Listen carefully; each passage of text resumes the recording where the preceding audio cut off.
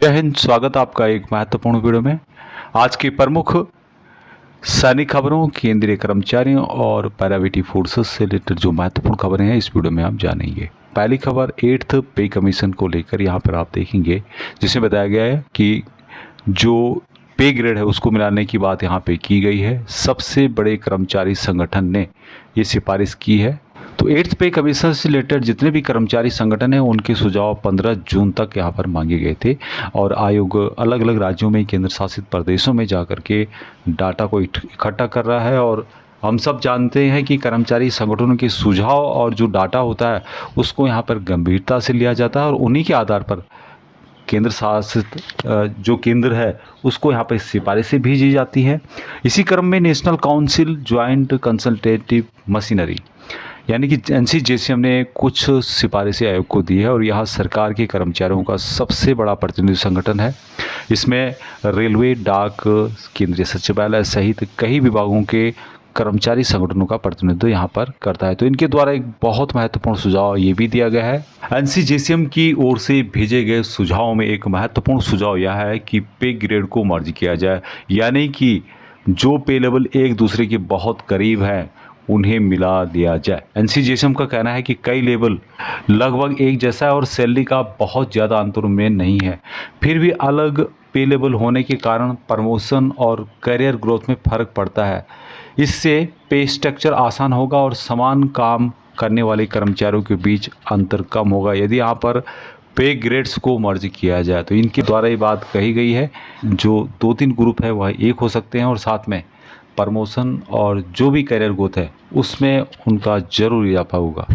अगला लेटर यहाँ पे आप देख सकते हैं 16/7/2026 को मिनिस्ट्री ऑफ रेलवे बोर्ड के द्वारा जारी किया गया और यहाँ पर इसका सब्जेक्ट है कि grant of benefit of 1 national increment as due on 1 July for the pensionary benefit to those employees who had retired on the 30th of June before drawing the same. यहाँ पर बताया गया है कि जो भी कर्मचारी 30 जून को रिटायर हो रहे हैं उनको एक इंक्रीमेंट का यहाँ पर लाभ दिया जाए, जो कि 1 जुलाई से लगना था।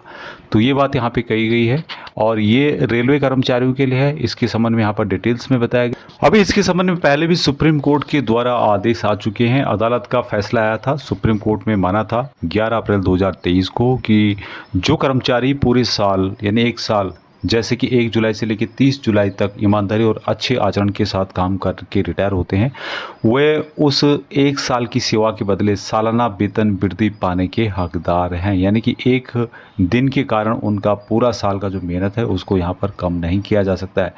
और इसी संबंध में 6 सितंबर 2024 को एक आदेश आया था जिसमें कि पेंशन में सुधार से संबंधित सुप्रीम कोर्ट ने यहाँ पे स्पष्ट किया था कि 30 जून को रिटायर होने वाले सभी पात्र कर्मचारियों की पेंशन की गणना में एक सांकेतिक इंक्रीमेंट जिसको हम बोलते हैं 1 इंक्रीमेंट जोड़ा जाए, जिससे कि उनकी मासिक पेंशन बढ़ जाएगी। तो ये जो बात यहाँ पे की गई है रेलवे के लिए की गई है, लेकिन इसका असर जितने भी कर्मचारी हैं सेंट्रल गवर्नमेंट के उन पर लागू होगा, सैनिकों को भी। एक लेटेस्ट अपडेट, 20 साल की सेवा करने के बाद जवान की जो पेंशन है मात्र 8,381 रुपये बन रही है। और यहाँ बात जो कही गई है CAPF central armoured police force के अंतर्गत जो नई पेंशन स्कीम है NPS, उसके तहत यहाँ पर ये बात की गई है और जिससे कि देश भर में एक बहस छिड़ गई है, बवाल उठ गया है। यहाँ पर बताया गया है कि कोई विधायक यदि एक दिन का भी विधायक बनता है तो उसकी 84,240 रुपये पेंशन पक्की हो जाती है। पेंशन नियमों पर उठे सवाल, जनप्रतिनिधियों को मिल रहे बड़े लाभ और यही जनप्रतिनिधि जिनको हम बनाते हैं यहाँ तक पहुँचाते हैं, यही हमारे लिए ये कानून बनाते हैं कि एक जवान को 20 साल सेवा करने के बाद मात्र 8,381 रुपये पेंशन दी जा रही है। यहाँ पर आगे बताया गया है कि सोशल मीडिया पर जवानों से संबंधित एक पोस्ट वायरल हो रही है और जिसमें बताया गया है कि 20 साल सेवा करने के बाद एक BSF का जो जवान है उसकी मासिक पेंशन मात्र 8,381 रुपये बनती है, जबकि विधायक एक दिन के लिए भी बनता है 84,240 रुपये तक की पेंशन संभव है। इस असमानता ने देश में एक बहस छेड़ दी। लोग सवाल उठा रहे हैं कि जवानों के साथ यह अन्याय कब तक जारी रहेगा। रिपोर्ट के अनुसार सिपाही जिन्होंने 20 साल सेवा की और उनकी अंतिम बेसिक थी 31,944 रुपये और जिसके आधार पर NPS के तहत उन्हें मासिक ₹8,381 पेंशन मिलती है। उन्होंने कहा कि महंगाई के दौर में यह राशि परिवार चलाने के लिए बिल्कुल भी पर्याप्त नहीं है, इसीलिए उन्होंने ओपीएस बहाली की मांग उनके द्वारा की गई है। आपको पता होगा कि ओपीएस यानी कि ओल्ड पेंशन स्कीम की बहाली की मांग जितने भी सीएपीएफ के हैं, जिसमें कि बीएसएफ, सीआरपीएफ, आईटीबीपी आदि जवान हैं, वो मांग कर रहे हैं। और जवानों की मांग यहाँ पर काफ़ी दिनों से चल रही है कि उन्हें ओल्ड पेंशन स्कीम के तहत पेंशन दी जाए और जवानों की मांग भी जायज़ है। यहाँ पर 20 साल सेवा करने के बाद यदि आपको 8,381 रुपये है मिलेगी, तो आप कैसे अपने परिवार का भरण पोषण करेंगे।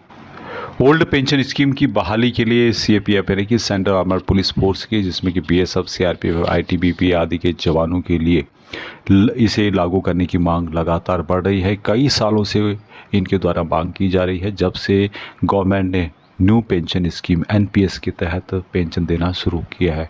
और वहीं एक विधायक यदि एक दिन के लिए बन जाता है तो उसकी 84,240 रुपये पेंशन बन जाती है। तो ये कहाँ का इंसाफ है। ये जो प्रतिनिधि है जिनको हम चुन करके भेजते हैं, वही हमारे लिए ये कानून लाते हैं। एक अन्य खबर अग्निवीरों से रिलेटेड है कि उत्तराखंड में बनेगा देश का पहला अग्निवीर सेल। पूर्व सैनिकों को मिलेगा रोजगार और सम्मान। उत्तराखंड की तरफ से घोषणा की गई है और बताया गया है कि मुख्यमंत्री पुष्कर सिंह धामी ने घोषणा की है कि राज्य में अग्निवीर सेल बनाया जाएगा, जो अग्निवीरों को रोजगार, स्वरोजगार व सरकारी योजनाओं का लाभ दिलाने के लिए एकल सुविधा केंद्र के रूप में काम करेगा। सेना से सेवानिवृत्त होने वाले अग्निवीरों के लिए उत्तराखंड सरकार की ये पहल यहाँ पर की गई है और जिसमें दावा किया गया है कि अग्निवीरों को रोजगार, स्वरोजगार और सरकारी योजनाओं का लाभ मिलेगा। राज्य की सरकारी सेवा में 10% शैक्षिक आरक्षण दिया जाएगा और सीमांत गांव में रहने वाले पूर्व सैनिकों, अग्निवीरों व स्थानीय युवाओं को स्वरोजगार के लिए आवश्यक सुविधाएं विकसित करने में भी सरकार आर्थिक सहायता करेगी। एक अन्य खबर जिसमें कि कठुआ रेलवे स्टेशन का आधिकारिक नाम बदल करके कीर्ति चक्र पुरस्कार विजेता कैप्टन सुनील कुमार चौधरी के नाम पर रखा गया। अभी कैप्टन सुनील कुमार चौधरी, जो कि कठुआ जिले के रहने वाले, बल्कि 2004 में 7/11 गोरखा राइफल में नियुक्ति किए गए थे। असम में अपनी सेवा के दौरान उन्होंने उल्फा आतंकवादियों के खिलाफ कई आतंकवादी विरोधी अभियानों में भाग लिया था। 27 जनवरी 2008 को तिनसुकिया जिले के रंगगढ़ गांव में एक ऑपरेशन के दौरान उनके सीने में गोली लग गई थी। वहां गंभीर रूप से घायल हो गए थे। घायल होने के बावजूद, चोट लगने के बावजूद उन्होंने लड़ाई जारी रखी और 2 आतंकवादियों पर यहाँ पर मार गिराया। इसी असाधारण बहादुरी और निस्वार्थ नेतृत्व के लिए उन्हें मरणोपरांत कीर्ति चक्र से सम्मानित किया गया, जो कि भारत का दूसरा सबसे सर्वोच्च शांतिकालीन वीरता पुरस्कार है। इसी बहादुरता को देखते हुए कठुआ प्रशासन के द्वारा निर्णय लिया गया है कि इस जो स्टेशन है उसका नाम शहीद कैप्टन सुनील कुमार चौधरी रखा गया। अभी जॉब की देखें हम लोग तो warriors boarding school Panchkula the military way एक सीबीएसई से जुड़ा हुआ सीनियर सेकेंडरी स्कूल है, जो कि एजुकेशन बोर्डिंग स्कूल जो समन्वय पंचकुला NS-73 स्वामी देवी दयाल कॉलेज के पास जो डिस्ट्रिक्ट पंचकुला में है। नीचे दिए गए कुछ रिक्तियाँ यहाँ पर बताई गई हैं, जिसमें कि ड्रिल इंस्ट्रक्टर NCGC की रिक्वायरमेंट है और यहाँ पर किसी भी आर्मर्ड फोर्सेस एकेडमी जिन्होंने काम किया उनको प्राथमिकता दी जाएगी, या फिर किसी हाल ही के ड्रिल इंस्ट्रक्टर के तौर पर किसी ने काम किया हो, यहाँ पर उनको बोर्डिंग और लॉजिंग के साथ सैलरी के बारे में बताया गया। पीटी इंस्ट्रक्टर और गेम इंचार्ज की भी यहाँ पे रिक्वायरमेंट है NCGC 1 की। और जिस कैंडिडेट ने किसी भी आर्म्स फोर्सेस अकादमी में काम किया है उसे यहाँ पर प्राथमिकता दी जाएगी, लेकिन किसी भी सेंटर में यदि पीटी इंस्ट्रक्टर के तौर पर उन्होंने काम किया है तो उनको यहाँ पे प्राथमिकता दी जाएगी। 25,000 रुपये यहाँ पे दिया जाएगा फ्री बोर्डिंग और लॉजिंग के साथ। हॉस्टल वार्डन की भी यहाँ पर वैकेंसी रहेगी, जो कि सिर्फ फाइटिंग आर्म से जो NCOs के लिए है। 2 यहाँ पे रिक्वायरमेंट है, प्लाटून हवलदार के तौर पे किसी काम किया हो या CHM के तौर पे काम किया हो तो यहाँ पर अप्लाई कर सकता है। चेयरमैन के तौर पर यहाँ पर PA NCO GCOs क्लर्क की रिक्वायरमेंट है। PRI की ब्रांच का अनुभव यदि किसी के पास है तो उनको यहाँ पर प्राथमिकता दी जाएगी। MS ऑफिस की जानकारी वगैरह है तो यहाँ पर एलिजिबल रहेंगे। 30 के फ्री बोर्डिंग और लॉजिंग के साथ यहाँ पर दिया जाएगा।